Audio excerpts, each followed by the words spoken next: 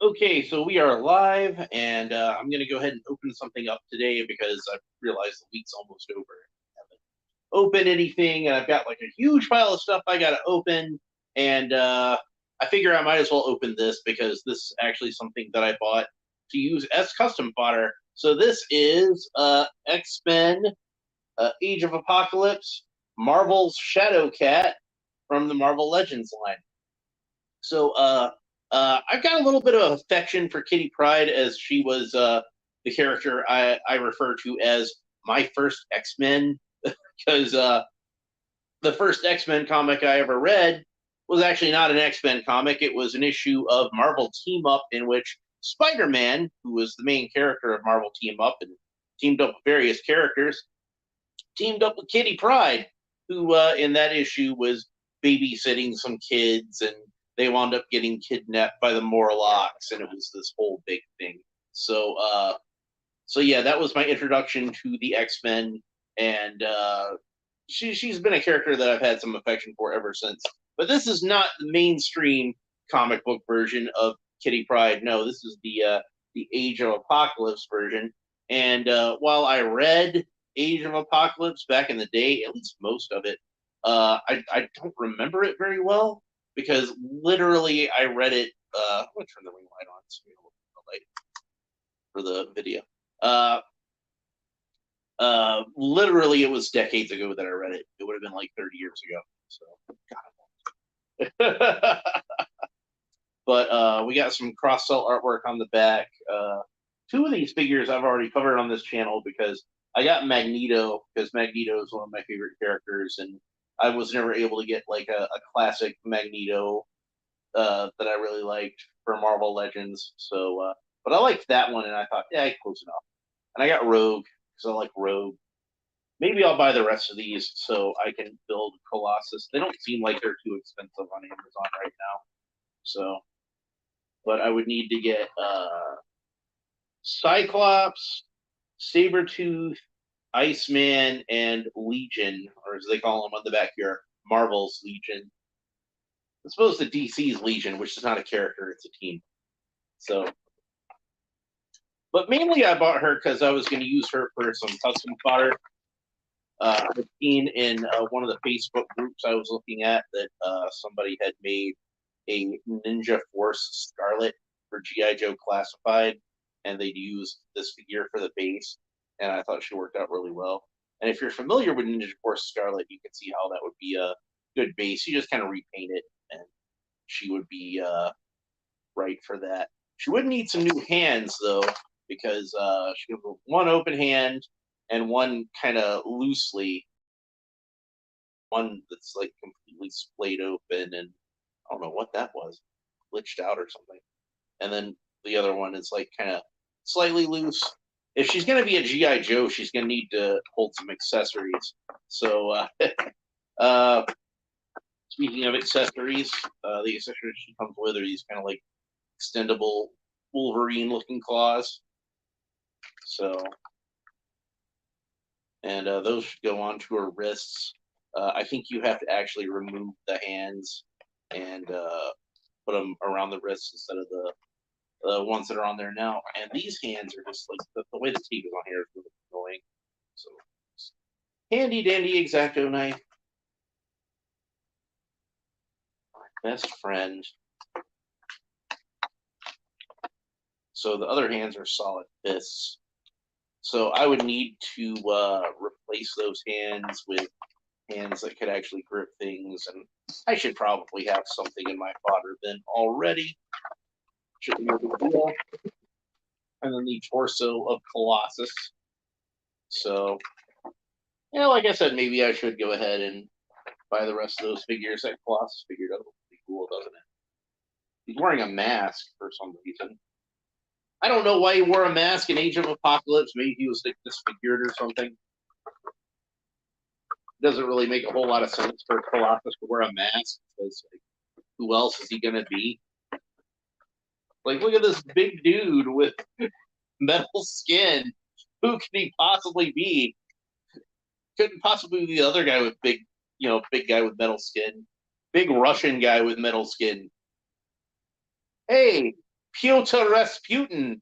Do you know who that masked metal guy we saw could have been? No, comrade. I have no idea who masked individual was. I have no idea who handsome metal person was. No idea at all. Such a coincidence. So she's got like pretty typical Marvel Legends articulation. Uh, I'm not going to try to force these elbows because they seem like they are good and stuck. So I'm going to hit those with a hairdryer probably once this video is over.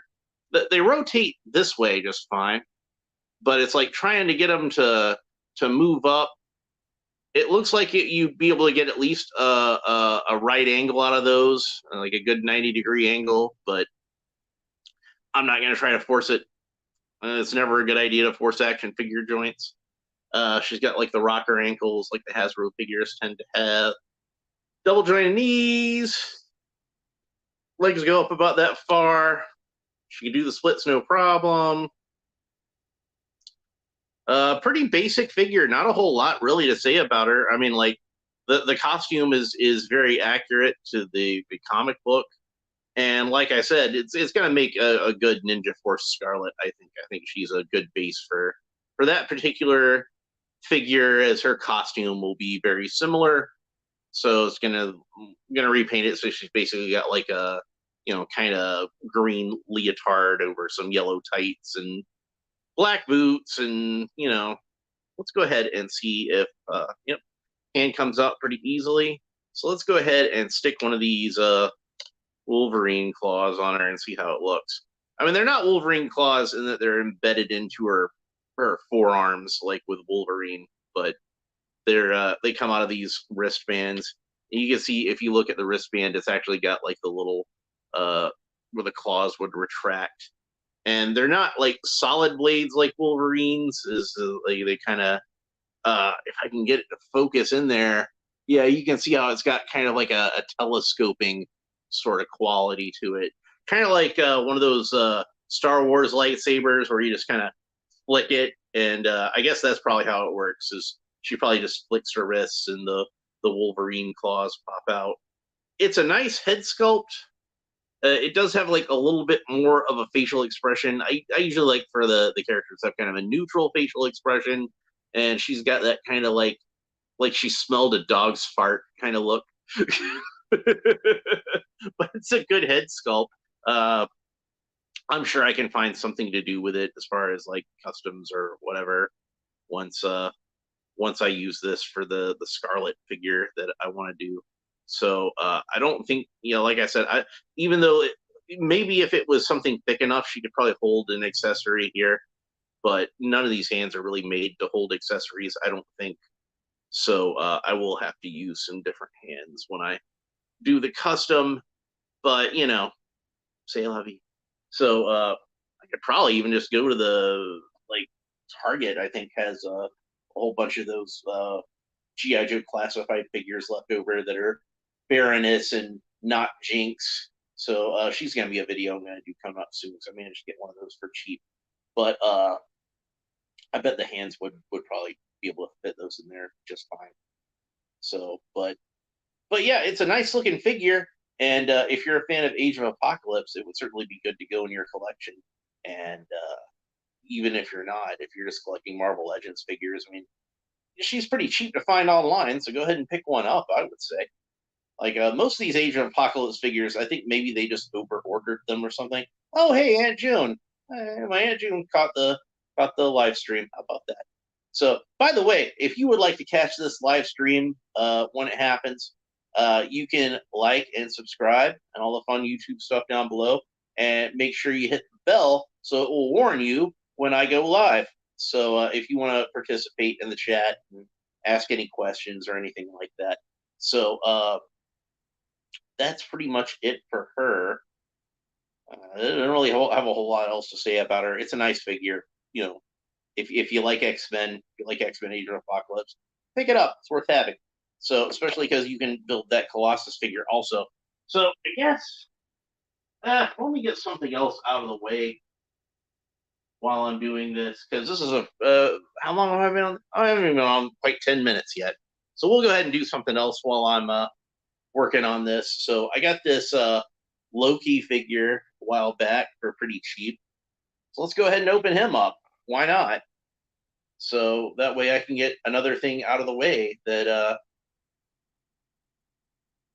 while I'm doing this, since I haven't had a chance to do anything this week. My work has been crazy lately, and I've just been really tired.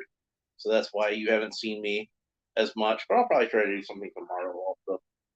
All right, so didn't really talk much about the package before I opened it up, but it's got some artwork of Tom Hiddleston. It's the same picture of him on every side. Got the Thor Ragnarok logo down at the bottom, but this actually didn't come out around the time of Thor Ragnarok. This came out around the time of the Loki television series.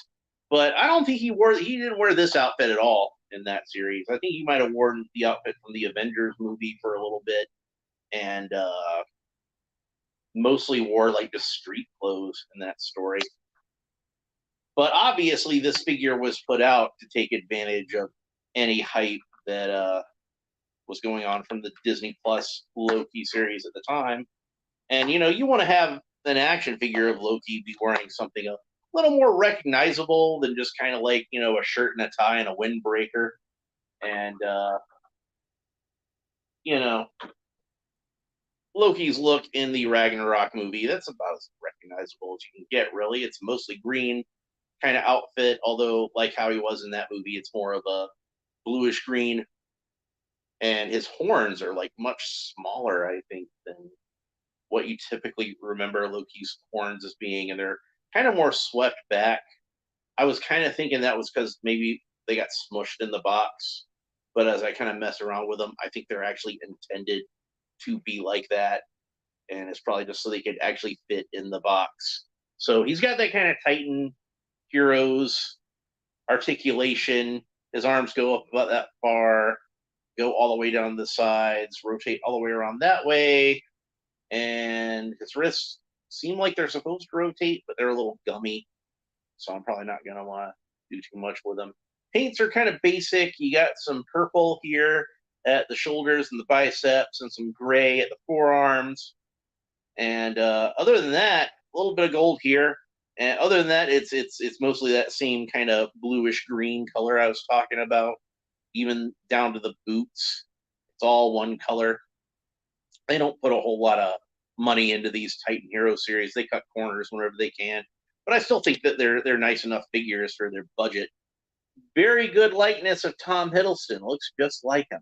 So it would have been nice if this helmet, horn, tiara, whatever you call it, it would have been nice if it were removable, but it's not. It's just stuck solid on his head. So there we go. So we got one more thing out of the way. Well, so consider that a bonus on the opening of the Kitty Pryde figure. We also have the opening of this Loki Titan series figure. I'm a big fan of Loki in the MCU. I thought they did a really good job with this character, so I was happy to have this figure. His cape's a little narrow. Like, what's up with that? It's like a necktie they put on the back here. It's a nice fabric, though. It's that nice sort of like kind of almost fuzzy sort of fabric that I like to make capes out of. I like it when they make the capes out of those. So, did not come with any accessories, I don't believe. There it is. Yeah, so no accessories, no staff, no knives, nothing like that. Again, with the Titan series, like they tend to cut corners when they got a.